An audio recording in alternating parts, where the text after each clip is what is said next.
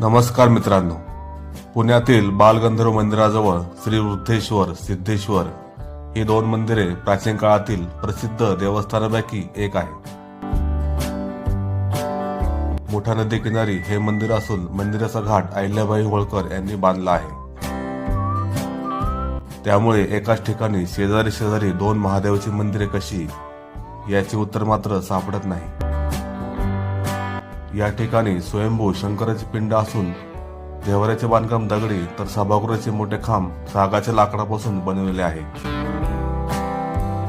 याच मंदिरात छत्रपती शिवाजी महाराजांनी शाहिस्तेखानावर आक्रमण करण्यापूर्वी मुक्काम केला होता अशी इतिहासात नोंद आहे. त्यामुळे पुण्यातील एकमेव तेही एकाच ठिकाणी महादेवाची दोन मंदिरे पाहायची असेल तर तुम्ही या ठिकाणी नक्कीच भेट द्या. धन्यवाद.